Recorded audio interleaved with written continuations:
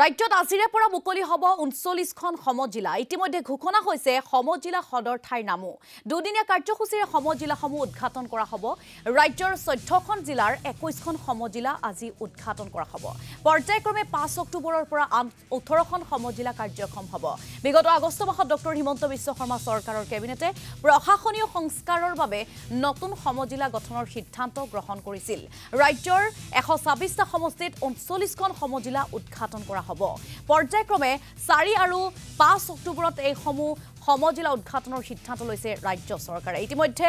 সিপাঝাৰৰ পৰা লাইভ যোগে সংযুক্ত হৈছে আমাৰ সৈতে সাংবাদিক মনোজালি আমি মনোজালিৰ সৈতে সংযুক্ত হ'বলৈ বিচাৰিছো মনোজালি যেহেতু যি দুদিনীয়া কাৰ্যসূচী ৰূপায়ণ কৰিছে ৰাজ্যৰ কেবিনেটে আজি আৰু কালিলৈ আজি ১৪খন জিলাৰ ২১খন সমজিলা উদ্ঘাটন কৰিব আৰু তাৰ বাবে দৰঙো কিন্তু অন্তৰ্ভুক্ত হৈছে দৰঙৰ সমজিলা সিপাঝাৰৰ লগতে আন এখন হ'ব আপোনাৰ পৰা সকলোবিলাক আমি জানিব বিচাৰিছো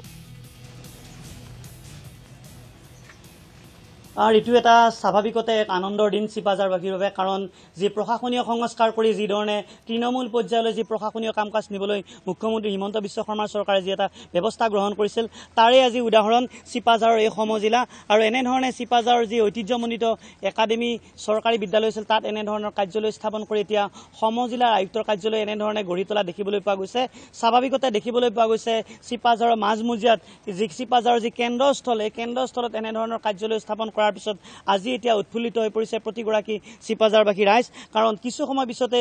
মন্ত্ৰী অশোক সিংহল আৰু স্থানীয় সাংসদ দিলীপ শইকীয়া স্থানীয় বিধায়ক পৰমানন্দ ৰাজবংশীয়ে এই অনুষ্ঠানত উপস্থিত থাকি এই কাৰ্যসূচীৰ শুভ উদ্বোধন কৰিব আমাৰ সৈতে কিছু স্থানীয় ব্যক্তি আছে আমি তেওঁলোকৰ সৈতে কিছু কথা পাতিবলৈ যত্ন কৰিছো প্ৰতিকূল বতৰৰ মাজতে এটা ভাল খবৰ ভাল দিন আজি আনুষ্ঠানিকভাৱে উদ্বোধন হ'ব সিপাঝাৰৰ সমজিলাৰ আয়ুক্তৰ কাৰ্যালয় নিশ্চিতভাৱে আজি এটা অতি শুভ মুহূৰ্ত সিপাঝাৰবাসীৰ কাৰণে অকল সিপাঝাৰবাসীৰ কাৰণেই নহয় সমগ্ৰ অসমৰ কাৰণেই হ'ব যিহেতু অকল সিপাঝাৰেই নহয় অসমৰ বিভিন্ন ঠাইত বিভিন্ন জেগাত তেওঁলোকে প্ৰায় ২৭খন সমজিলা কৰিব বিচাৰিছে মাননীয় মুখ্যমন্ত্ৰী মহোদয়ৰ যি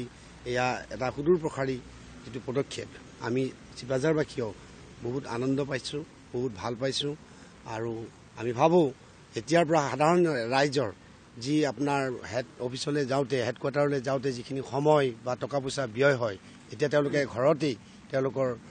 যিবোৰ অফিচিয়েল কথা সেইবোৰ নিশ্চিতভাৱে সমাধান হ'ব এই ক্ষেত্ৰত আমি সিপাঝাৰবাসীয়ে বহুত ধন্যবাদ দিছোঁ মাননীয় মুখ্যমন্ত্ৰী মহোদয়ক মাননীয় আমাৰ স্থানীয় বিধায়ক পৰমানন্দী ৰাজবংশী দেৱক আমাৰ সাংসদ মাননীয় দিলীপ শইকীয়া দেৱক আহিছে গতে তেওঁলোকক আমি সিপাঝাৰবাসীৰ ৰাইজৰ হৈ আমি ধন্যবাদ আৰু কৃতজ্ঞতা জনাইছোঁ মই দেখুৱাইছোঁ যি ধৰণে আচলতে কাৰ্যালয়টোৰ আন্তঃগাঁথনি এনেধৰণে উন্নয়ন কৰা দেখিবলৈ পোৱা গৈছে আৰু উল্লেখ কৰিব লাগিব উপসানন্দ দত্ত যিগৰাকী এই সমজিলা আয়ুক্ত কাৰ্যালয়ৰ মূল ব্যক্তি হিচাপে তেখেতক নিযুক্তি কৰা হৈছে আৰু দেখিবলৈ পোৱা গৈছে কিছু সময় পিছতে ইয়াৰ পৰা প্ৰায় ১০০ মিটাৰ দূৰত্বত এখন জনসভা সম্বোধন কৰিব মন্ত্ৰী অশোক সিংহলে আৰু তাতে আচলতে এই কাৰ্যালয়ৰ শুভ উদ্বোধন কৰা হ'ব বুলি ইতিমধ্যে আমাক স্থানীয় ব্যক্তিসকলে জানিবলৈ দিছে আমি কাৰ্যালয়ৰ ভিতৰ ভাগলৈ যাবলৈ চেষ্টা কৰিছোঁ আৰু দেখুৱাইছোঁ যে যি ধৰণে প্ৰশাসনীয় কাম কাজ তৃণমূল ব্যক্তিসকলে যাতে সহজতে ঢুকি পায় তেনেধৰণৰ ব্যৱস্থা উলিয়াই এটা ৰূপায়ণৰ কাৰণে মুখ্যমন্ত্ৰীগৰাকীয়ে যি প্ৰচেষ্টা গ্ৰহণ কৰিছে তাৰে আজি ফলস্বৰূপ এনেধৰণে দেখিবলৈ পোৱা গৈছে এই স্থানত এনেধৰণে এই সমজিলা আয়ুক্তৰ কাৰ্যালয় গঢ়ি তোলা হৈছে সমান্তৰালভাৱে প্ৰতিকূল বতৰৰ বাবে সিপাঝাৰৰ পৰা আমাক সামগ্ৰিক পৰিৱেশ দেখুৱালে মনোজালি পৰৱৰ্তী সময়তো আপোনাৰ পৰা এই সন্দৰ্ভত আমি